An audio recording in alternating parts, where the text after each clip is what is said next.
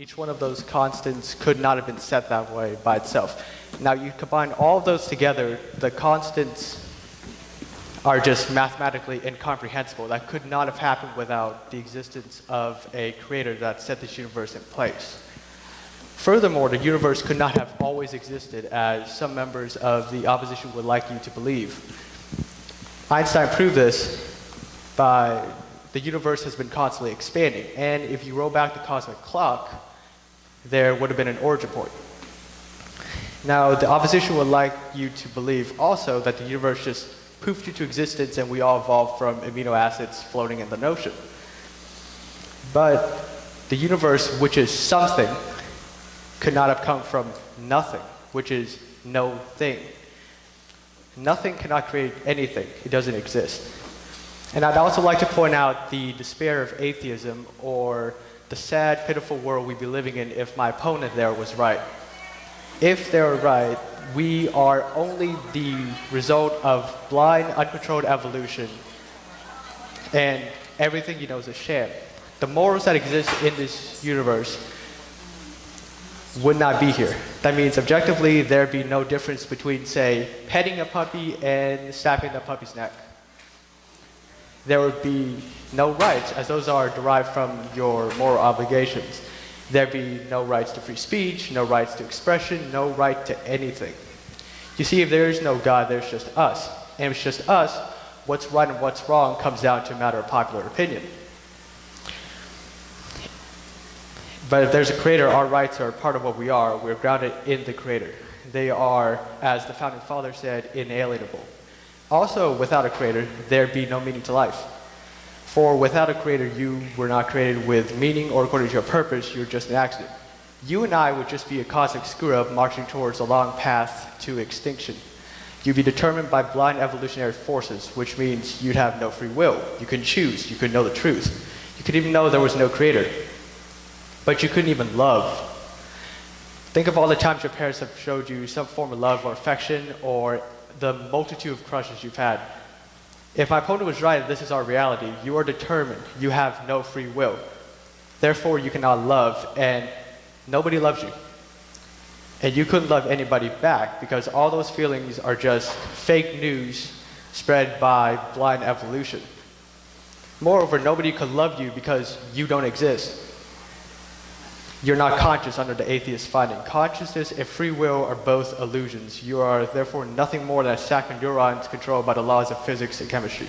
The late Stephen Hawking said that we're just an advanced breed of monkeys on a minor planet of a very average start. Does that seem right to you? But ladies and gentlemen, we can understand the universe. That makes us very special. We understand how we got here, and we're able to comprehend that there was a higher power involved in designing us. If you believe some things are right and some things are wrong, if you believe that you can determine what is true, that you have rights, that you can love others and others can love you back, then you, like me, recognize the futility of atheism, and not only the utility, but also the necessity of a creator.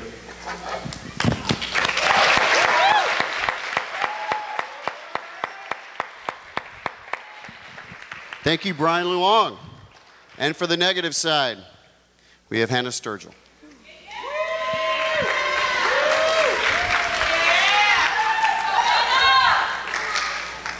Hi guys.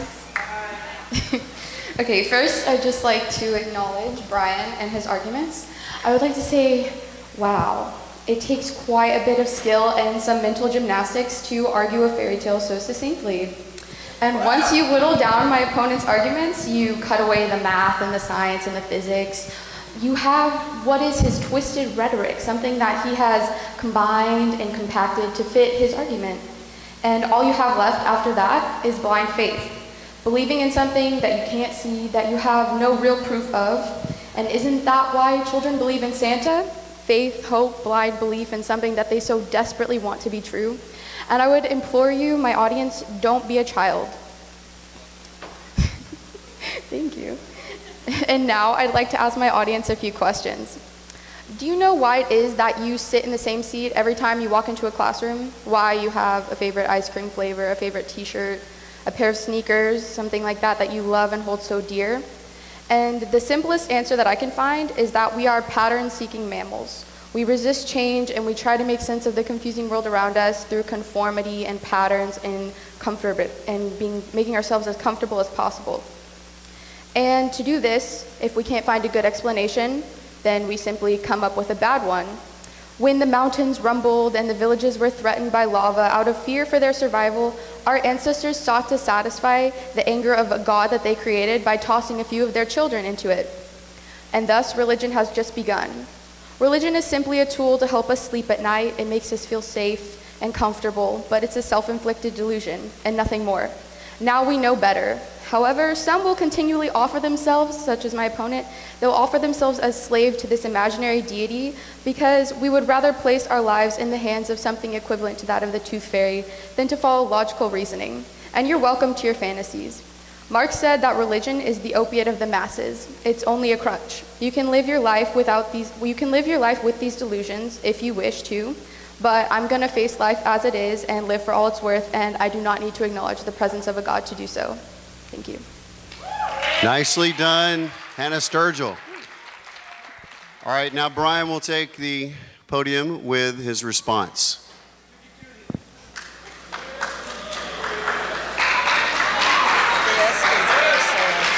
What's that? Thank you. I'd like to take this time to point out that while my opponent made a very strong attack towards religion, she made no attempts to deconstruct any of my argument points. And I'd like to restate them again. How can you explain a universe that's such finely tuned without the existence of a creator? And how would you explain the fact that we can all agree that snapping a puppy's neck is wrong and that petting and loving the puppy is right, not by popular opinion, but by the existence of a creator that has instilled within us these moral rights? Thank you. And Hannah with her response.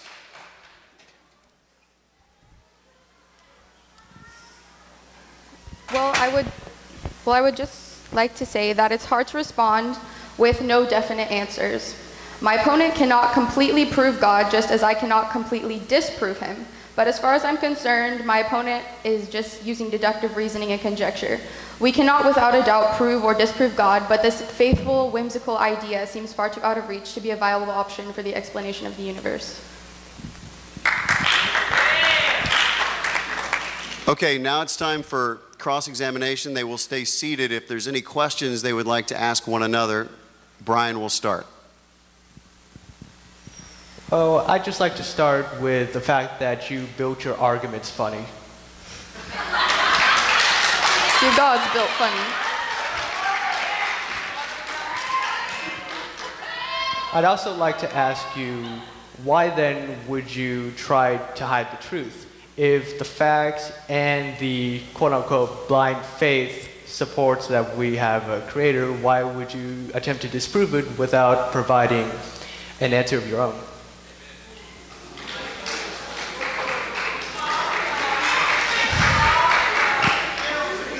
I would say that these facts and this evidence are handpicked. They are cherry-picked simply to prove your point. We have things such as carbon dating that could disprove half of your arguments, things that science, they swing both ways, and quite frankly, we don't have enough conclusive evidence for either side to completely say that God does exist, so I'm going to go with the latter, that he doesn't.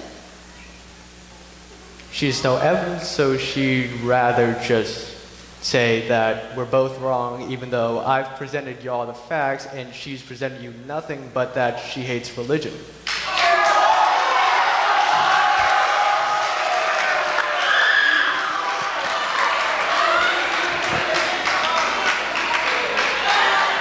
Oh, I'm definitely not saying that I'm wrong. I'm saying that I just don't feel that acknowledging the presence of a glorified Santa up in the sky who controls my life is the most reasonable explanation for the universe.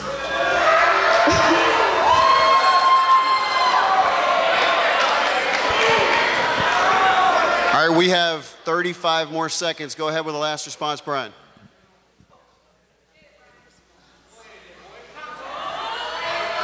She still hasn't brought up any facts. Let's not forget that. She's just said that I'm wrong, and she hasn't said how I'm wrong. And she's still funny.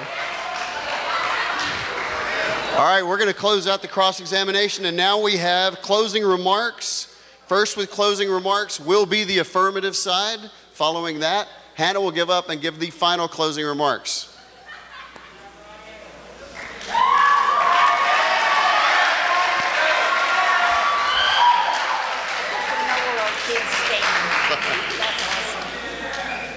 I would like to end this debate by just saying that what I presented has most likely matched with the worldview that you hold, right? And what she's presented, well, I don't know. Doesn't match with mine, probably doesn't match with yours. But the evidence shows that throughout all the fine-tuning, all the rights that we have, all the moral obligations, the fact that we know setting orphanages on fire for fun is wrong, shows that there is a God that put those into place so that we could, and then we have therefore proved his existence. Thank you, Brian Luong. Hannah Sturgill with closing remarks.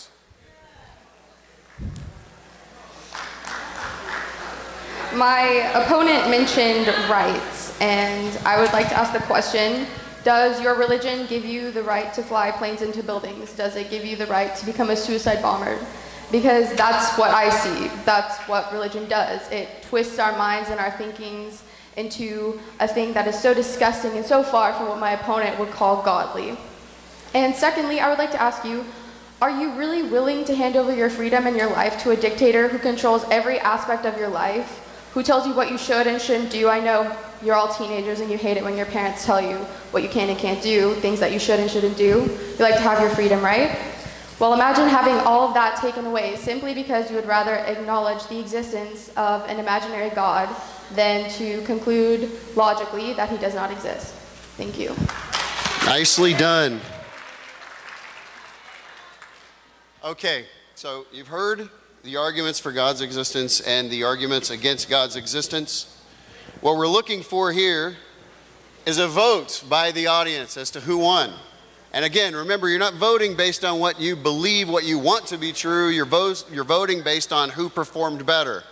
So I'm going to give you a couple of seconds to think about it. You need to be thinking about who, quiet please, quiet please. You can think with your mouths closed. I need you to think about who argued most persuasively, who was most clear, and who had the best facts. And if they don't all line up with the same person, then you have to pick which was most persuasive to you. Was it the clear speech? Was it the were it the arguments themselves? Okay? So I'm going to take a picture so that we can know for sure, just in case it's close. Those of you, let me back up enough to where I can see.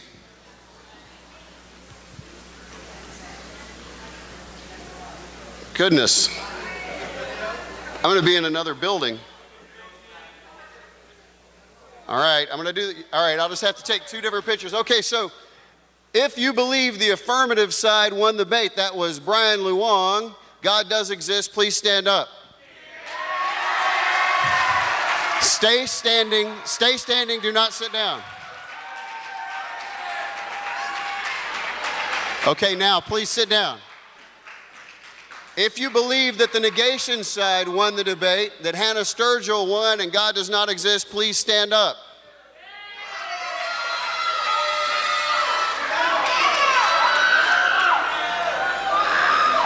All right, thank you very much. You guys have a great rest of the day. We appreciate your participation here.